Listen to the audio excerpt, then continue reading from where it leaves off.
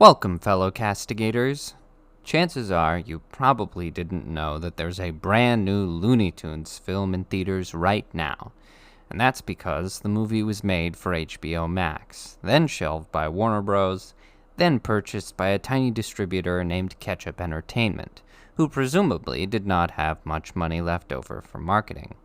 Nevertheless, I assure you that the day the Earth blew up, a Looney Tunes movie does indeed exist. This is the fourth Looney Tunes feature film, and the very first to be fully animated. That's right, there are no terrible performances by athletes to be found here.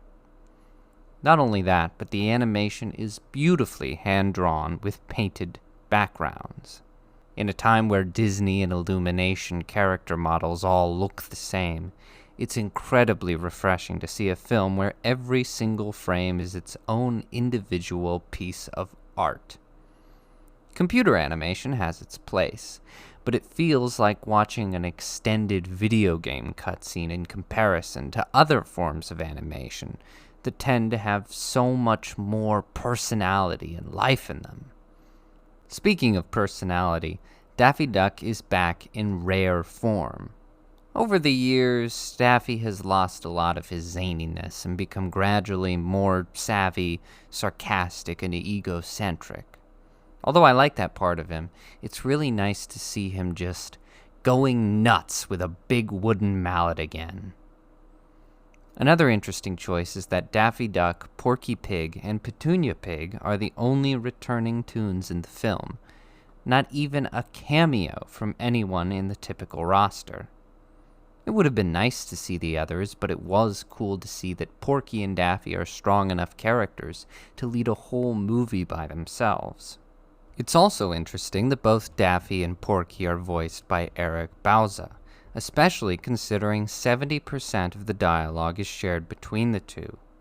You see, the main Looney Tunes characters are shared by Eric Bauza, Jeff Bergman, Billy West, and Bob Bergen, who rotate which characters they play for each project, so that there is no one successor to the late Mel Blanc. Personally, I would have liked to have Bob Bergen as Porky, since I think he's the superior one, but I concede that Eric Bauza did a fantastic job of talking to himself for 90 minutes. Another standout is Peter MacNicol as the Invader, whose nasally voice fits in perfectly with the Looney Tunes characters. He's also the absolute king of screaming. John. Oh, Jesus! Oh, God! Oh, Jesus! God! Oh, Mary, Mother of Jesus! Jesus of Nazareth!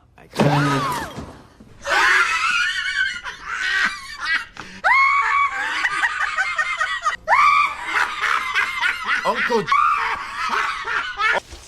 Oh, God! I felt that his motivation could have been better developed, but hey, I wasn't expecting the plot of a Looney Tunes movie to be the height of dramatic depth anyway. What it lacks in depth, it makes up for with pretty consistent humor, consisting of visual gags, meta jokes, and wordplay that almost made it feel like a Muppet movie at times. I especially appreciate that there's only one modern reference in the whole thing. Can you believe that? Overall, The Day the Earth Blew Up, a Looney Tunes movie, is wacky, well-paced, and chock full of artistic value. If Warner Bros. Is smart, they'll stop funding 300 million CGI superhero nonsense and pump out a ton of these little 15 million cartoons to satisfy the masses without great personal risk. As I'm editing this, the news reached my ear holes that Ketchup Entertainment has decided to buy the shelved Coyote vs. Acme film as well. In addition, Warner Bros. Announced that there will be more theatrical adaptations of The Flintstones, Tom and Jerry, and Looney Tunes. So hey, maybe they will wise up after all. We'll see. Thanks for listening.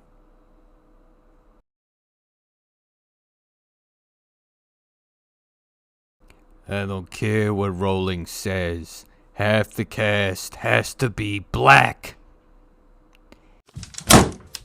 Hey, what's the big idea? Canceling our movie. We demand a release day. You son of a gun! You're taking away our jobs, our homes, our pensions. You're despicable. I'm sorry, but you tunes just aren't lucrative anymore. If you want to make a film that's a social commentary on gender, then we'll talk. We were promised a proper relief. I was promised the starring role. I was promised free boba. All the boba on set was fake. You think you've got it bad? They made a space movie without me! Face it, guys. You're irrelevant. Your careers are dead. Shut the fuck up!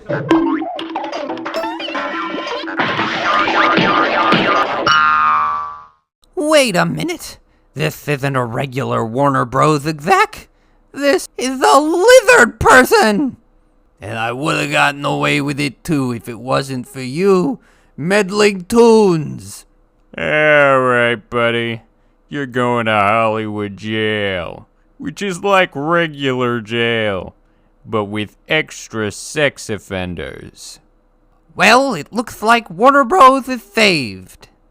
The shameless milking of IPs will finally come to an end.